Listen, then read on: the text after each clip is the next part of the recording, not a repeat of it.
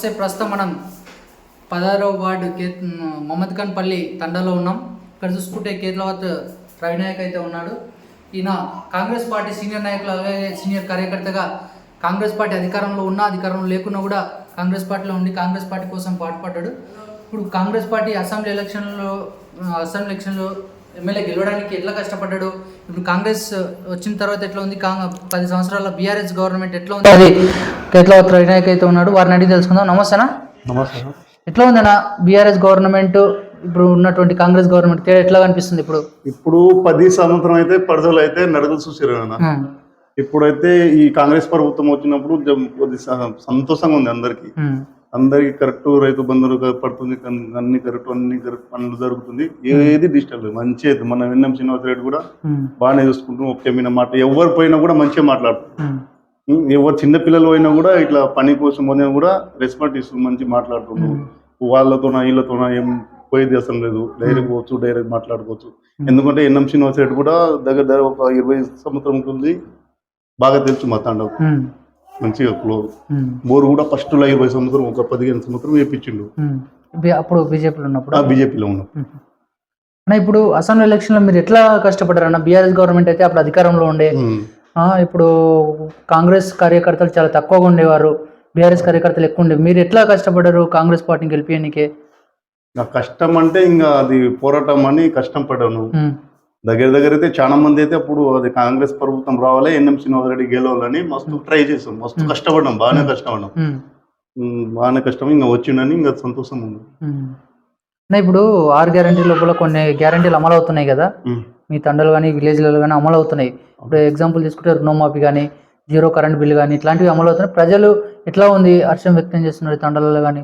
బాగానే ఉందన్న. ఇప్పుడు ఆల్రెడీ కరెంట్ బిల్ మాఫీ అయినాయి. మా తండాలు అందరు కూడా అడుగుతున్నారు, రోజు ఒకసారి అందరు వచ్చి అడుగుతారు. కరెంట్ బిల్, మన గ్యాస్ కూడా 500 పడుతున్నాయి మొత్తం బాగానే ఉంది అందరికి. ఈ రుణమాఫీ అయినా తండాల రుణమాఫీ అయింది, రుణమాఫీ కూడా అయింది. ఏమైనా ప్రాబ్లమ్స్ వస్తున్నాయి? ఏం ప్రాబ్లం లేదు, ఏం మంచిగా సంతోషంగా ఉంది, అందరు బాగానే ఉంది. ఎందుకంటే మా తండాల ఎన్ఎం శ్రీనివాస్ మన ఎమ్మెల్యే కూడా బాగానే రోజు ఎప్పుడు ఇట్లా పిలిస్తే ఇప్పుడు ఇట్లా పోయి వస్తారంటే సరే ఆ తాండా అంటే ఫస్ట్ తాండా అరే మహమ్మద్ ఖాన్ పల్లి అంటే 15 సంవత్సరంకి వెళ్తాను, బాగానే ఉంది. ఈ 10 సంవత్సరాలు గత ప్రభుత్వాలు ఏమన్నా మీ తండాకి ఏం చేయలేదు, అంతా ఏదో ఇంకా ఉందంటే ఉన్నారు. ఇంకా ఇప్పుడు మీ తండాకి ఇంకా ఏ సమస్యలు ఉన్నాయి? ఇప్పుడు ఇక మా తాండాకి సమస్యలు అంటే చిన్న అది వాటర్ అయితే ఉంది, ఇప్పుడు వాటర్ అయితే ఉంది కానీ చిన్న ఇంకా డ్రైనేజ్, అది మోరి, సిసి రోడ్డు, చిన్న పని ఉంది, చేసుకోవచ్చు. ఇప్పుడు ఎన్ఎం శ్రీనివాస్ రెడ్డి గారు ఎమ్మెల్యే కావడం మీరు ఎట్లా చూస్తారు? కాంగ్రెస్ పార్టీ నుంచి బాగానే చూస్తాము. ఎన్ఎం శ్రీనివాస్ రెడ్డి ఎమ్మెల్యేకు బాగానే, మేమైతే రెస్పెక్ట్ అయితే కూడా మాకు ఇస్తారు, బాగానే చేస్తాం, మాట్లాడతాం. ఏమన్నా పని ఉంటే కూడా చేసుకుని కూడా చెప్తాం. మీరు గత 10 సంవత్సరాలుగా బీఆర్ఎస్ పార్టీ అధికారంలో ఉండే, మీరు బీఆర్ఎస్ పార్టీలోకి రావాలని వాళ్ళు అడగలేదా?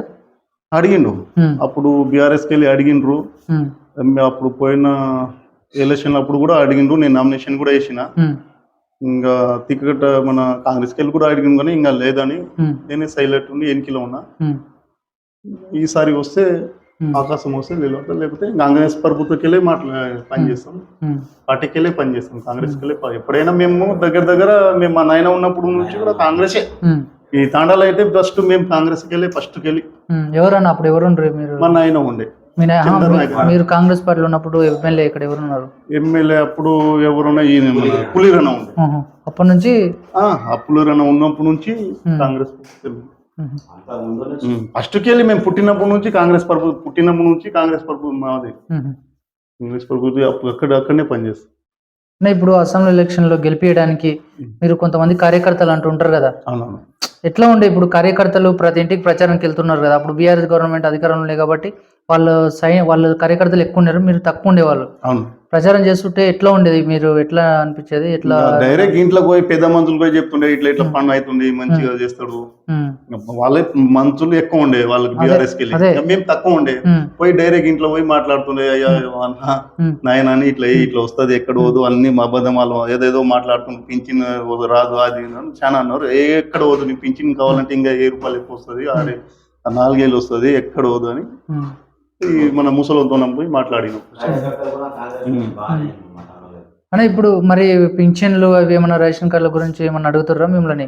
మరి అప్పుడు ప్రచారం చేశారు కదా, అందరికి వస్తుంది. 6 గ్యారెంటీ ప్రచారం చేశారు కదా, ఎప్పుడైతే ఏమన్నా అడుగుతున్నారా మిమ్మల్ని? అడుగుతుండ్రు. పింఛన్ అయితే వస్తుంది కానీ ఇది మన ఏది ఇప్పుడు రేషన్ కార్డు పెంచుతామన్నారు కదా కాంగ్రెస్ గవర్నమెంట్, ఏమన్నా ఎప్పుడు పెంచుతారు అదని ఏమన్నా అడుగుతున్నారా? ఇంకా అడుగుతారు, ఇంకా నడుస్తుంది కదా, నడుస్తుంది కదా, ఇంకా వస్తుంది అని చెప్తాను. ఇప్పుడు కొత్త రేషన్ కార్డు గురించి అడుగుతున్నారు. అదే కొత్త రేషన్ కార్డు చాలా మందికి లేదు మా తండల రేషన్ కార్డు, అదే ఇంకా వస్తుంది అని చెప్తుంది. మీరు ఈ విషయం ఎమ్మెల్యే దృష్టికి తీసుకెళ్ళండి? ఇంకా పోలేదు, తీసుకెళ్ళ. ఓకే. ఇప్పుడు మొత్తం మీద తీసుకుంటే ఈ తండకు ఉన్న ఏమైనా సమస్యలు ఉన్నాయా ఇంకా మీ తండలో? ఇంకా ఏమైనా మెయిన్గా ఇదే చిన్న చిన్న వర్కులే పెద్ద ఏం మెయిన్ గా అంటే ఇంకా సిసి రోడ్లు చిన్న చిన్న వర్కులే. నీళ్ళు అయితే నిన్న మొన్న బోర్లు వేసింది. అవును అన్న. ఇప్పుడు ఈ గత 9 నెలల నుంచి ఏమన్నా మీ తండకి ఏమన్నా బడ్జెట్ ఏమైనా ఫండ్స్ వచ్చినాయా? ఏమన్నా రోడ్స్ కానీ ఏమన్నా వాటర్స్ కానీ? బడ్జెట్ మొన్న మా కౌన్సిలర్ కు అడిగినా, బడ్జెట్ పోయి మన ఎమ్మెల్యే కూడా పోయి మన చిన్న చిన్న తాండాకు పోయి పని చేసుకోవచ్చు, ఏమైనా ఉంటే కౌన్సిలర్ తో మాట్లాడి చేసుకోవచ్చు కూడా మాట్లాడినాం. కౌన్సిలర్ కూడా అడిగినాం, చేద్దాం రవి, ఇంకా మనం కూడా దగ్గర వస్తుంది కదా, చేద్దాం, బడ్జెట్ అయితే ఎక్కడ పోదు అన్నాం. అన్న ఇప్పుడు 7 మంది ఎమ్మెల్యేలు ఉన్నారు కాంగ్రెస్ పార్టీ నుంచి. ఈ ఎంపీ సీట్ ఎందుకు గెలవలేకపోయాను కాంగ్రెస్ పార్టీ? ఈ ఎంపీ సీట్ ఎందుకు గెలవాలంటే కొద్దిగా పిల్లల గురించి కొద్దిగా ఓట్లు చిల్లిపోయింది. పిల్లలు కొద్దిగా అట్లనే మన ఇప్పుడు ఎంపీ అంటే పైన ఇది రావాలని చాలా మంది చేస్తారు, చిన్న చిన్న పిల్లలే కొన్నా. మన కాంగ్రెస్ ఓట్లు అయితే కాంగ్రెస్ ఓట్లు కరెక్ట్ అయినాయి, బీఆర్ఎస్ ఓట్లు మాత్రం ఈ బీజేపీకి పోయింది, దానివల్లనే కొద్దిగా ఇదైంది. ఇప్పుడు ఉమ్మడి మహబూబ్నగర్ నుంచి రేవంత్ రెడ్డి గారు సీఎం గా ఉన్నారు, మీరు ఎట్లా చూస్తారు? ఉమ్మడి మహబూబ్నగర్ నుంచి సీఎం అంటే బాగానే చూస్తాం. ఏంటంటే ఇప్పుడు ఆకాశం వచ్చింది, ముద్దు బిడ్డ సీఎం మన మహబూబ్నగర్ జిల్లాకి వెళ్ళి, అది ఇంకా కొద్దిగా మంచిగా చేసుకోవాలని ఆశపడుతున్నాం. ఇప్పుడు ఈ అంటే ఈ మహబూబ్నగర్ అనేది ఒక కరువు జిల్లా, వలసల జిల్లా.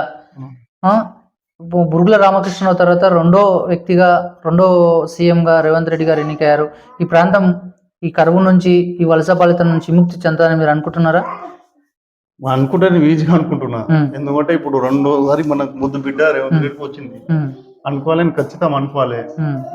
ఉమ్మడి మహబూబ్నగర్ జిల్లాకి వెళ్ళి ముద్దు బిడ్డలాగా మంచిగా, ఎందుకంటే మన సీఎంకి వెళ్ళి మన పెద్ద ఆకాశం వచ్చింది, మహబూబ్నగర్ ఉమ్మడి జిల్లాకి వెళ్ళి సీఎం వచ్చింది, కొద్దిగా మంచి బాగుపడుకోవాలి అన్న. ఇప్పుడు మీరు కాంగ్రెస్ పార్టీ కోసం కష్టపడ్డారు, కార్యకర్త కానీ సీనియర్ నాయకులు కానీ కాంగ్రెస్ పార్టీ కోసం మీరు ఉన్నారు కాబట్టి, మీకేమన్నా కాంగ్రెస్ పార్టీ ఆదేశిస్తే కానీ మీ తండా ప్రజల ఆశీర్వాదం ఉంటే మీరు కౌన్సిలర్గా నిలబడితే, వాళ్ళ గెలిస్తే మీరు ఈ తండాకి ఏ పనులు చేస్తారు? ఇంకా ఈ తాండాకంటే ఇంకా ప్రజలకు వెళ్ళి ఏమన్నా చిన్న చిన్న పని ఉన్నా చేసుకుంటాం.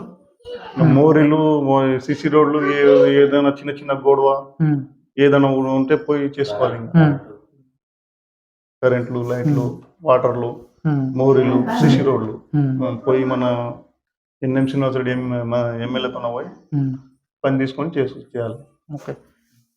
ఇక్కడైతే క్లేదావత్ రవినాయక్ అయితే మొత్తం మీద కాంగ్రెస్ పార్టీ ఆదేశిస్తే, ప్రజల ఆశీర్వాదం ఉంటే నేను మళ్ళీ కౌన్సిలర్గా నిలబడతా, ఇక్కడ ఉన్నటువంటి తండకు ఉన్నటువంటి సమస్యలు, రోడ్లు కానీ, నీటి సమస్యలు కానీ, నేను వీధి లైట్లు కానీ, డ్రైనేజ్ సిస్టమ్ కానీ ఏమైనా బాగలేకపోతే వాటిని బాగా చేస్తా, ఈ తండవాసుల ప్రజల సమస్యలను తీరుస్తా అని అయితే కళాఖండిగా చెప్పడం జరుగుతుంది.